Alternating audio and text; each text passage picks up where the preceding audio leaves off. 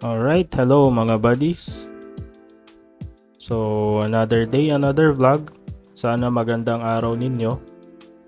So, dito sa episode na ito, magpapagawa ako ng aking salamin. Dito kasi napansin ko yung salamin ko, lalo dito sa left eye ko, hindi na siya tumutugma. So, pag nasa daan ako, medyo parang naduduling na ako kasi ang labo na nung kaliwa, pero sa kanan medyo okay pa siya konti. So dito magpapacheck lang tayo, magpapagawa tayo ng bagong salamin. At ang pupuntahan nating shop is yung Encabo Optical. Samahan nyo lang ako saglit na mag-ride. Then, yan, magpapagawa na tayo ng salamin natin.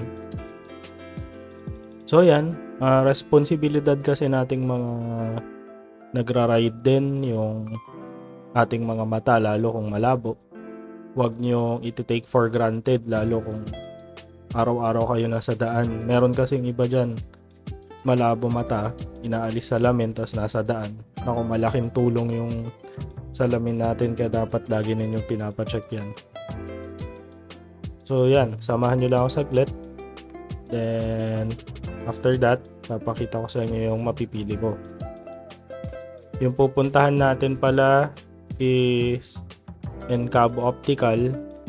So, sa mga taga Dasmariñas dyan, alam nyo kung nasaan na yan, sa may Volets.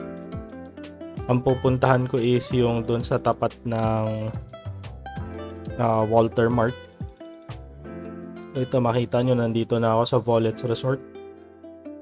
Magpapark lang tayo ng saglit. Then, lalakarin na lang natin doon sa may building kung saan yung may Volets Resto, kung saan yung meron mong kainan ng Volets. Yan, samahan nyo ako, maglakad lang tayo saglit. Ito nga pala yung Volets Resort, maganda din dyan sa mga nagbabalak na magbakasyon itong kaming December. Okay na okay din dyan.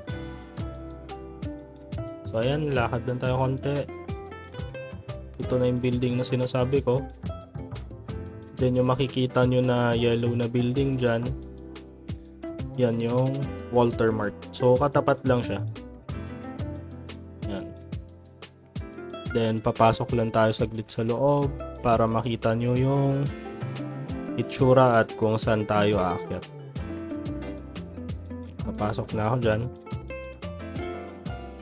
At ito, dito na tayo sa first floor ng building.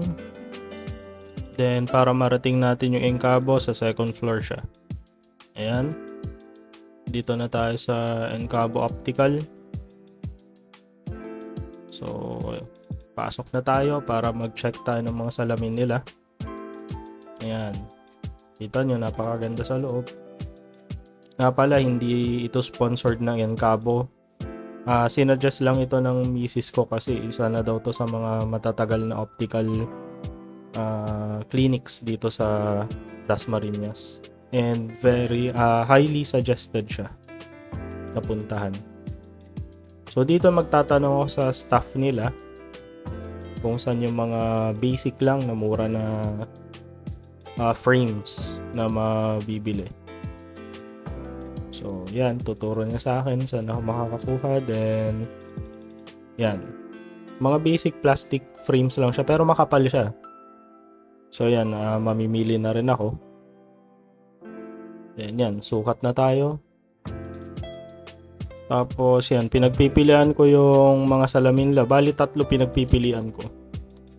Meron yung blue na frame, parang yung gamit ko rin lang. Tapos ito, itong brown na frame na lens. So ayan, nakita nyo, humihingi ako ng tulong dun sa isang namimili rin dito. Ito kasi parang natitripan ko tong brown na frame. Kasi para siyang yung aviator glasses. So ayan, tinetest ko yung blue na frame dito, pero para kasing yan din yung gamit ko na dati. So gusto ko maiba, medyo mas malaki yung hinahanap ko na frame. Mas maganda kasi mas malawak yung sakop niya Yung sa mata, ayan makita na. Para siyang yung aviator glasses dati.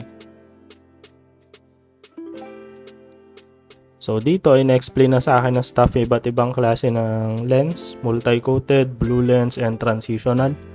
So ang pinili ko lang is yung multi-coated. Yung blue lens is para sa mga babad sa computer, then yung transition lens is yung dumidilim pagka yung may araw. So multi-coated lang tayo. Okay na tayo dun. Kailangan ko lang naman ng salamin sa pang-araw-araw at sa daan. Then yan, naibigay na sa akin yung frame ko and yung lens ko, yung salamin. Maraming salamat, Encabo Optical. So yan, okay na. Salamat sa napakabait na staff nila. So oras na para bumili ng Dunkin Donut.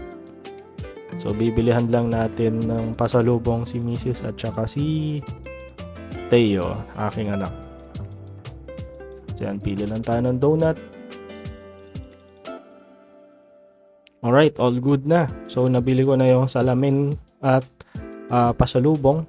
Ito, pauwi na tayo. Yung price nga pala sa Encabo, mas maganda kung kayo ang dadalaw doon para matanong niyo yung prices. And believe it or not, napakamura lang niya. So hanggang dito na lang ang ating video mga buddies. Sa ating mga kasamahan na riders dyan at saka mga nagmamaneho ng sasakyan. RS sa inyo, palagi ride safe sa inyo. So ayan, maraming salamat sa panonood. At palike and subscribe na lang sa aking Facebook account at sa aking YouTube channel. Yun lang mga buddies. Ride safe, pray always, and God bless.